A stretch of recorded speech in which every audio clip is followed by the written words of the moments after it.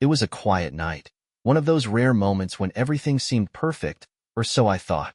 The house was silent except for the faint hum of the refrigerator downstairs and the rhythmic ticking of the clock on our bedroom wall. My wife, Emily, lay beside me, her breathing steady but not quite deep enough to suggest she was fully asleep.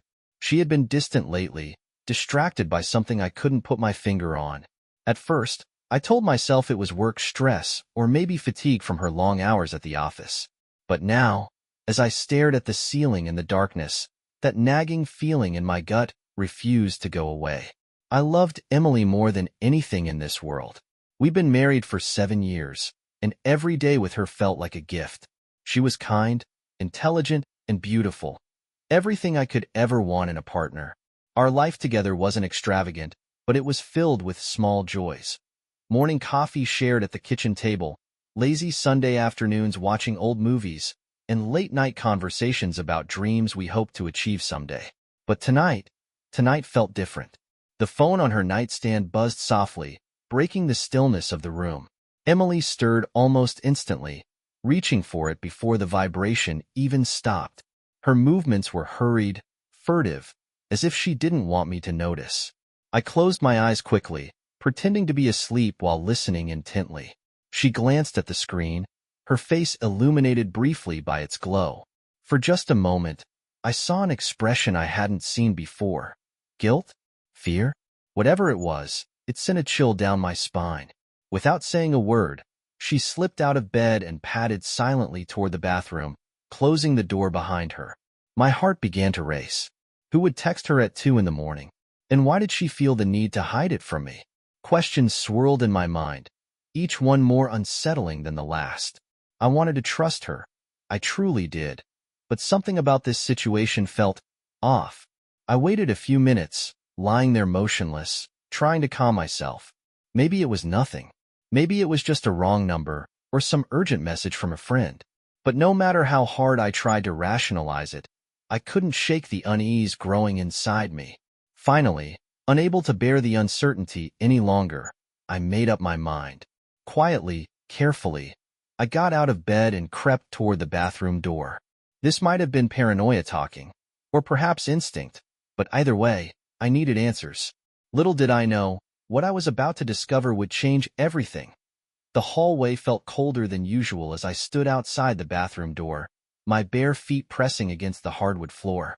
My breath caught in my throat, and for a moment, I questioned whether I should turn back. Was I overreacting? Maybe this was all in my head, just another sleepless night fueled by anxiety. But then I heard it. The faint sound of her voice, barely above a whisper, drifting through the crack beneath the door. "I didn't expect you to text so late," she murmured, her tone cautious but tinged with something else. Nervousness? Excitement? I couldn't tell. What if he wakes up? My stomach dropped. She meant me. I leaned closer, straining to hear more, but her words became muffled as she lowered her voice further. The silence that followed was deafening, punctuated only by the soft rustle of fabric and the occasional creak of the house settling around us. It felt like an eternity before she spoke again. "I know. I can't keep doing this," she said, her voice trembling slightly. "It's too much." My chest tightened, and I gripped the edge of the doorframe to steady myself. Doing what? What was she talking about? Every fiber of my being screamed at me to barge in, demand answers, confront her. But I stayed frozen in place, paralyzed by a mix of anger, confusion, and fear. Then came the sound of typing, a rapid succession of taps on her phone screen. Whoever she was talking to, they weren't done yet. After a few seconds, her phone buzzed again, and I heard her sharp intake of breath. "Oh no," she whispered, almost to herself. "This isn't good timing." Her words sent a fresh wave of dread coursing through me. Timing for what? What wasn't good timing? My mind raced with possibilities, each one darker than the last. I clenched my fists, trying to maintain some semblance of control, but it was slipping fast. Suddenly, the bathroom light flickered off, plunging the hallway into near-total darkness. I stepped back instinctively, retreating into the shadows as Emily opened the door. She paused for a moment, glancing toward the bedroom, then slipped past me without noticing I was there. Her footsteps were light, hurried, as she returned to bed and slid under the covers.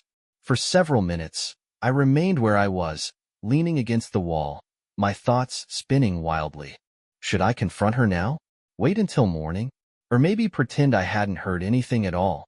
But deep down, I already knew. I couldn't let this go. Not anymore. Taking a shaky breath, I tiptoed back to the bedroom and retrieved her phone from the nightstand.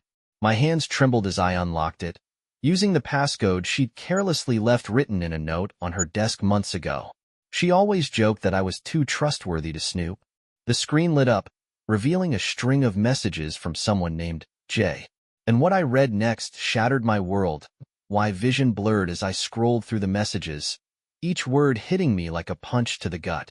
They weren't just casual texts. They were intimate, filled with inside jokes, plans, and emotions that should have been reserved for me. Can't stop thinking about last night. One message read, "You looked so beautiful." Another followed shortly after. "When can we meet again? I miss you already." The timestamps confirmed my worst fears. These exchanges had been going on for weeks, maybe even longer.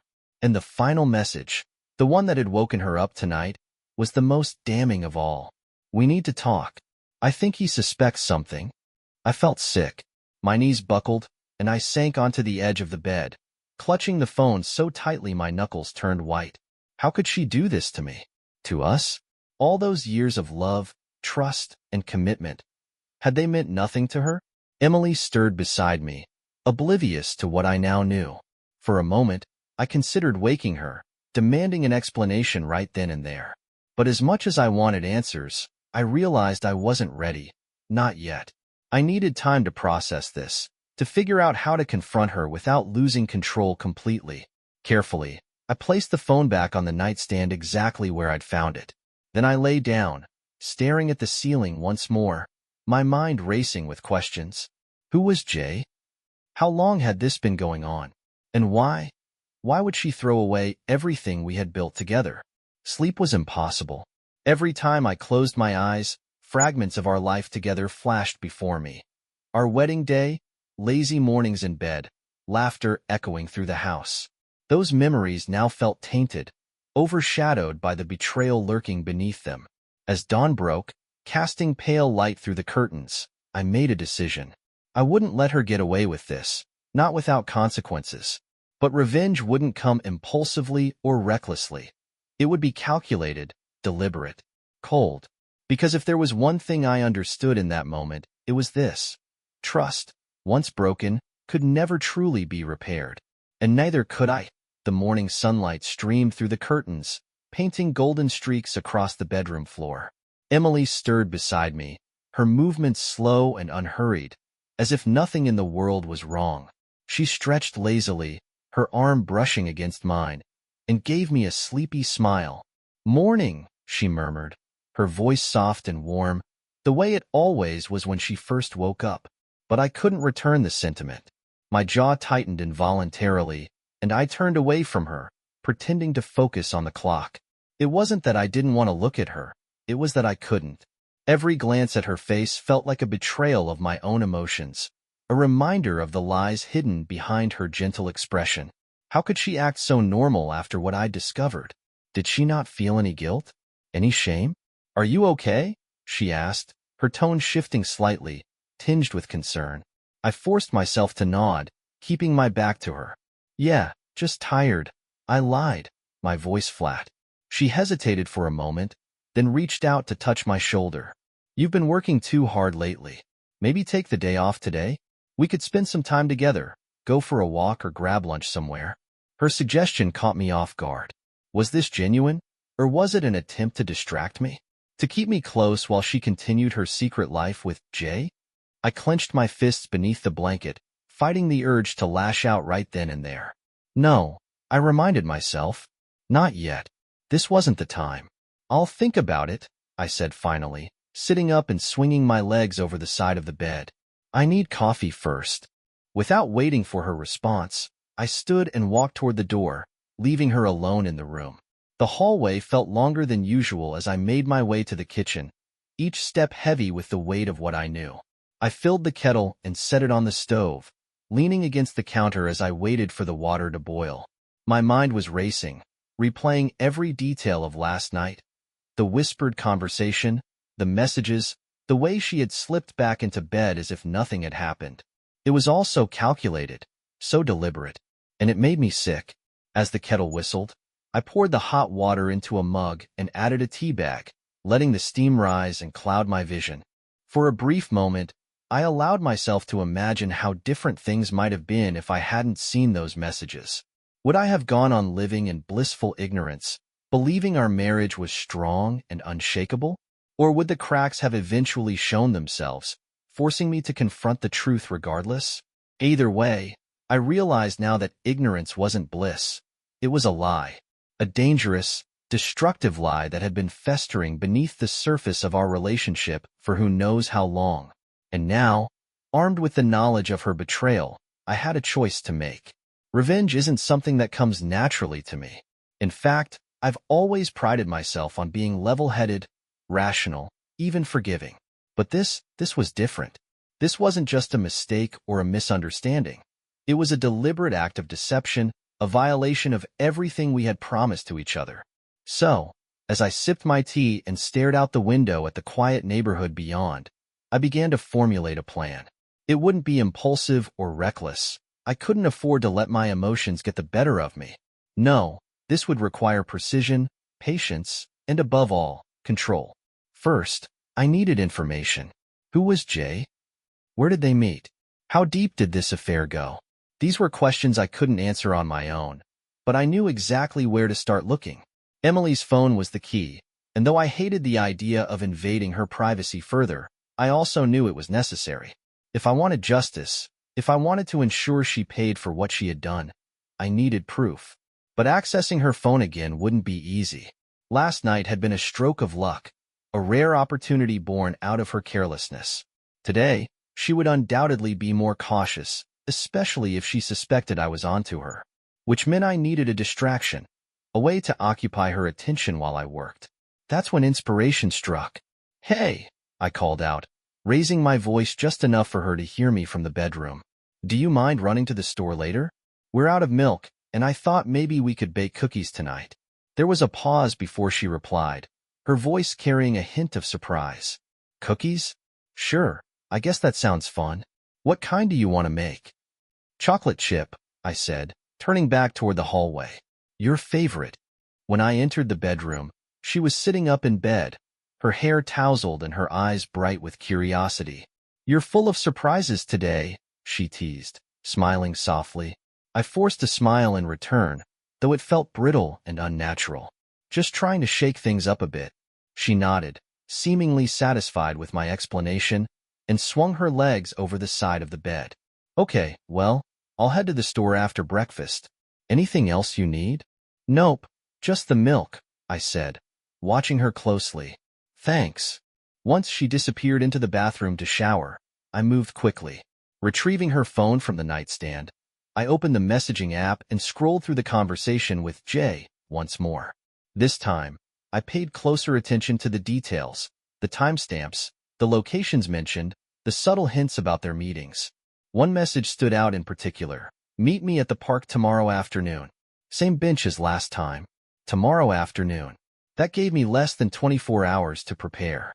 I memorized the exchange, making sure to note any identifying details that could help me track down Jay. Then, just as I heard the shower turn off, I returned the phone to its original spot and retreated to the kitchen. By the time Emily emerged, dressed and ready for the day, I was already seated at the table with a fresh cup of coffee. She glanced at me curiously but said nothing, grabbing her purse and keys before heading out the door. Alone again, I exhaled deeply, my hands trembling slightly as I processed everything I had learned. Tomorrow afternoon, they planned to meet at the park. That was my chance, to catch them, to confront them, to expose the truth once and for all. But how far was I willing to go? The question lingered in my mind as I spent the rest of the day preparing. I cleaned the house, organized old files, and even started baking the cookies as a cover for my absence later. Each task kept my hands busy, but my thoughts remained focused on one thing: revenge. As evening approached, Emily returned home, her arms laden with grocery bags. She seemed cheerful, chatting animatedly about her trip to the store and the new recipe she wanted to try for dinner. I listened quietly, nodding occasionally, but inside, I was seething. How could she act so normal, so carefree, knowing what she had done? Dinner passed in relative silence, punctuated only by small talk and the clinking of silverware against plates. When we finished, I volunteered to clean up, giving her space to relax in the living room.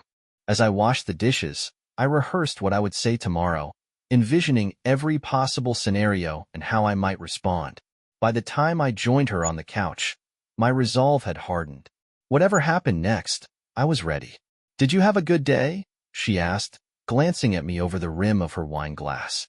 "It was fine," I replied, my voice steady. "Yours?" "Pretty good," she said, shrugging. "Nothing special." Nothing special. The irony of her words struck me like a knife. Nothing special, except for the fact that she was planning to meet her lover the very next day.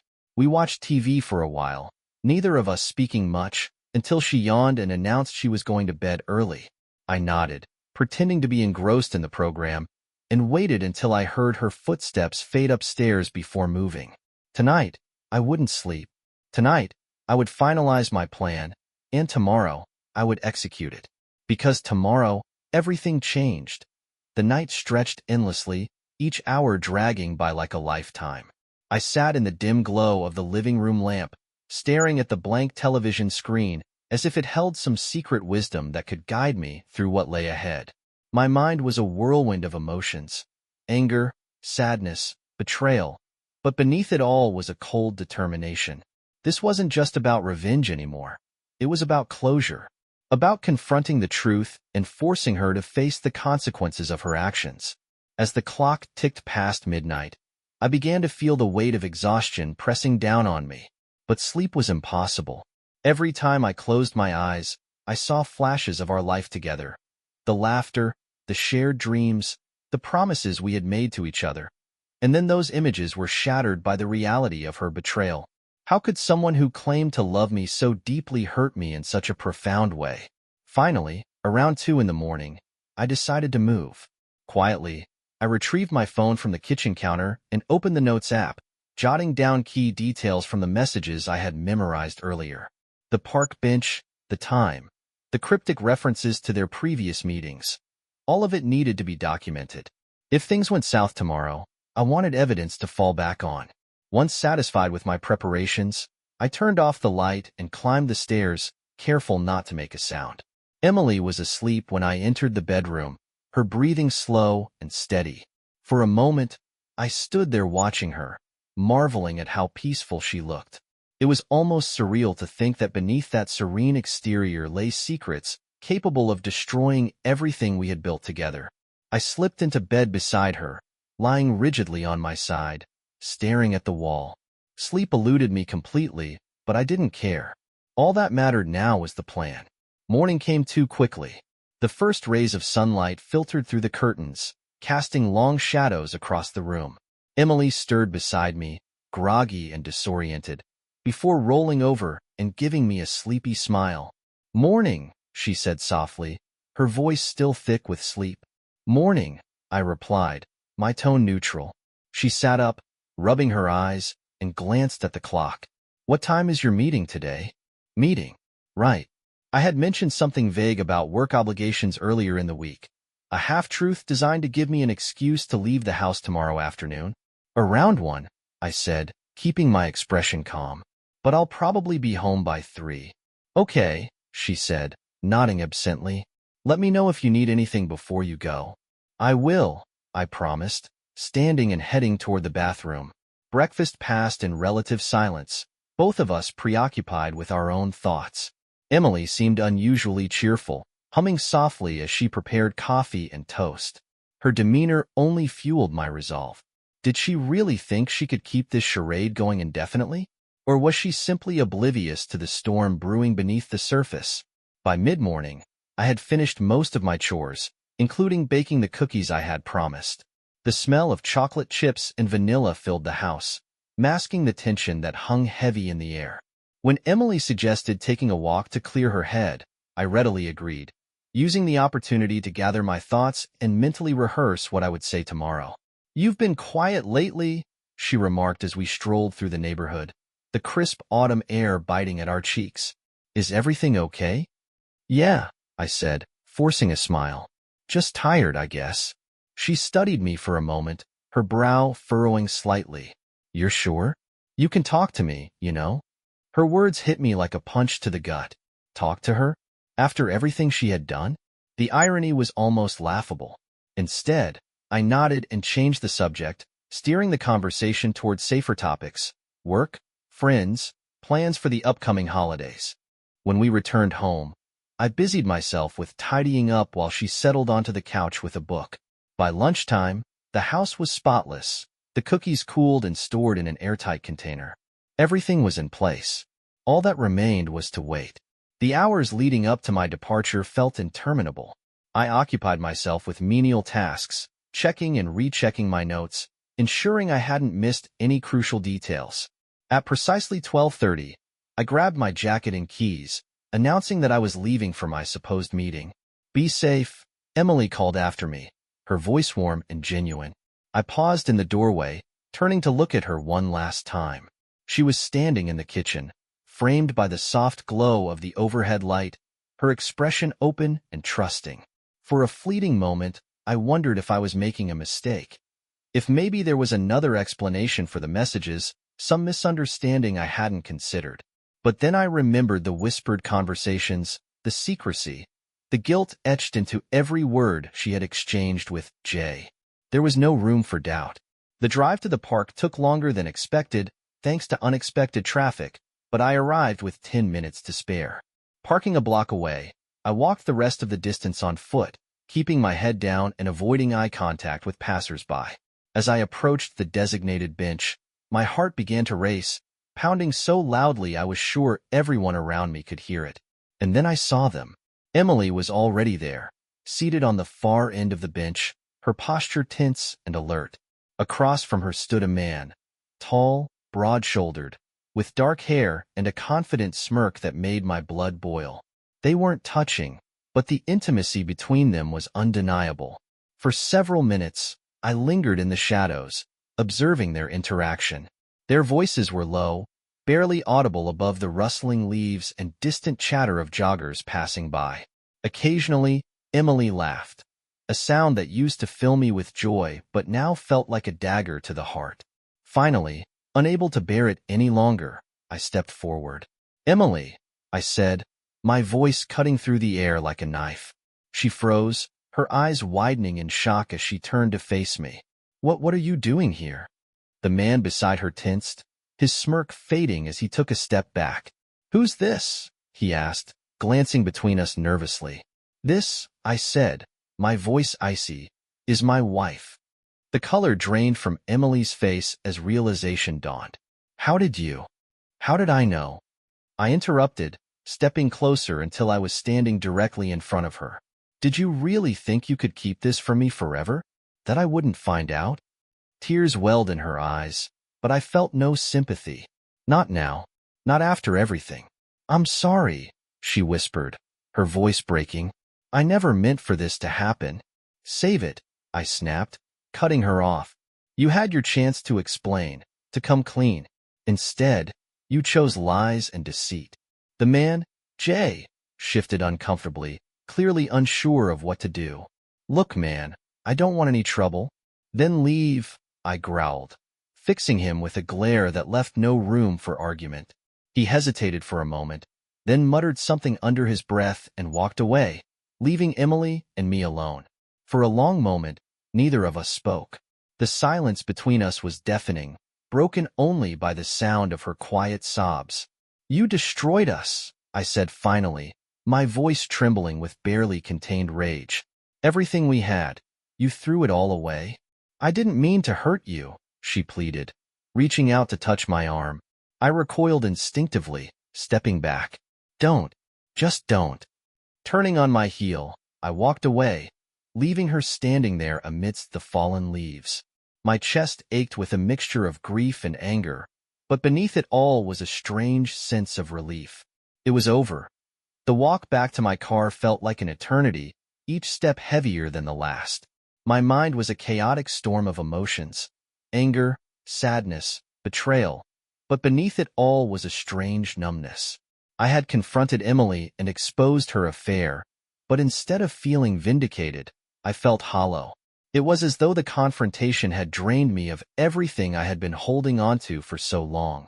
When I reached the car, I sat inside for several minutes, gripping the steering wheel tightly, staring blankly at the dashboard. What now? The question echoed in my mind, unanswered. Confronting her had been the first step, but it wasn't enough. Not yet. There were still loose ends to tie up, decisions to make, and consequences to face. I started the engine and drove home, my hands trembling slightly on the wheel. The house was quiet when I arrived, the cookies I had baked sitting untouched on the counter. For a moment, I considered throwing them away. A symbolic gesture, perhaps, but instead, I left them where they were, a reminder of how quickly things could change. As I moved through the empty rooms, I realized something unsettling. Despite everything, this place still felt like home. The furniture, the photographs on the walls, the faint scent of vanilla lingering in the air. All of it carried memories of happier times. Memories that now felt tainted. I poured myself a glass of whiskey and sank into the couch, letting the silence envelop me. My phone buzzed once, then twice, before falling silent again. I ignored it, knowing it was likely Emily trying to reach me. She would want to explain, to apologize, to beg for forgiveness. But I wasn't ready to listen. Not yet. Hours passed, or maybe minutes. Time seemed irrelevant. Eventually, exhaustion overtook me, and I drifted into a restless sleep, plagued by fragmented dreams of Emily and Jay, their faces blurred and distorted, whispering secrets I couldn't understand. When I woke the next morning, sunlight streamed through the windows, casting sharp lines across the floor.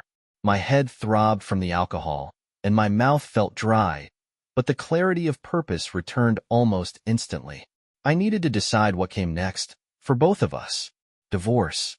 The word lingered in my mind, heavy and final. It was the logical conclusion, wasn't it? After such a profound betrayal, there was no going back. Trust, once broken, couldn't be repaired, not fully. And yet, the thought of ending our marriage filled me with a deep sense of loss. This wasn't just about Emily and me anymore. It was about the life we had built together, the dreams we had shared. But those dreams were dead now. I spent the morning drafting a list of tasks, contacting a lawyer, gathering financial documents, securing temporary housing. Each item felt like another nail in the coffin of our relationship. By noon, I had made 2 calls, one to a divorce attorney and another to a friend who owned a small apartment downtown. Both conversations were brief and businesslike, devoid of emotion. Then I turned my attention to Emily. She hadn't come home last night, and part of me wondered if she ever would. Had she gone to him? Was she planning to leave me entirely? The uncertainty gnawed at me, fueling my anger and resolve. Around mid-afternoon, the front door opened, and she stepped inside, her face pale and drawn. She looked smaller somehow, as if the weight of her actions had physically diminished her. "We need to talk," she said softly, closing the door behind her. I nodded, gesturing for her to sit. For a moment, neither of us spoke, the tension between us thick enough to cut with a knife. "I'm sorry," she began, her voice trembling. "I never wanted to hurt you. I didn't plan for any of this to happen." "Then why did it?" I asked, my tone sharper than I intended. She hesitated, tears welling in her eyes. "I don't know. It started innocently enough. A coffee here, a lunch there. He was kind, attentive. He made me feel things I hadn't felt in years. And before I knew it," her voice trailed off, choked by emotion, "you chose him over me." I finished for her, my voice cold. "No," she protested, shaking her head vehemently. "It wasn't like that. I love you. I always have. But I got lost along the way. I let fear and dissatisfaction cloud my judgment, and I made a terrible mistake." Her words struck a chord deep within me, stirring feelings I didn't want to acknowledge. Could I forgive her? Should I? The question swirled in my mind, unanswered. "I've already contacted a lawyer," I said finally, breaking the silence. We're done, Emily. There's no coming back from this. She flinched as if I had struck her, her shoulders slumping in defeat. Okay, she whispered, barely audible. If that's what you want. It's not about what I want, I replied, my voice steady. It's about what needs to happen. For both of us. The weeks that followed were a blur of legal paperwork, packing boxes, and awkward silences. Emily moved out within days, leaving behind only a few personal belongings and a note apologizing once more. I didn't respond. Living alone was harder than I expected. The house felt cavernous and empty, every corner echoing with memories of her presence. I tried to fill the void with work, exercise, even socializing with friends, but nothing seemed to ease the ache in my chest. One evening, as I sorted through old photo albums, I stumbled upon a picture of us on our wedding day. We looked so happy, so full of hope and promise. It was painful to look at, yet impossible to look away. Eventually, I packed the album away, resolving to focus on the future rather than the past. I redecorated the house, rearranged furniture, and even adopted a dog, a scrappy little terrier mix named Max who quickly became my constant companion. Slowly but surely, life began to feel normal again. Months later, I found myself sitting on a park bench, the same one where I had confronted Emily. Autumn had given way to winter, and the trees stood bare against the gray sky. A light snow dusted the ground, muffling the sounds of children playing nearby. I thought about her often, wondering how she was doing, whether she regretted her choices. Occasionally, mutual friends mentioned seeing her, describing her as different or quieter. But I avoided asking for details. Some wounds needed time to heal, and prying open old scars wouldn't help either of us. What surprised me most was how much I had grown since the breakup. Losing Emily had forced me to confront parts of myself I had ignored for years. The insecurities, the fears, the doubts. In a strange way, her betrayal had set me free, pushing me to rediscover who I was outside of our marriage. Max tugged at his leash, snapping me out of my thoughts. Smiling faintly, I stood and started walking, letting the crisp air clear my mind. Life wasn't perfect, but it was moving forward, and that was enough. A year after the divorce was finalized, I received a letter from Emily. It was short and simple, expressing gratitude for the lessons learned and wishing me happiness in the future. Enclosed was a photograph of us from happier times, its edges worn from handling. Reading her words brought a bittersweet smile to my face.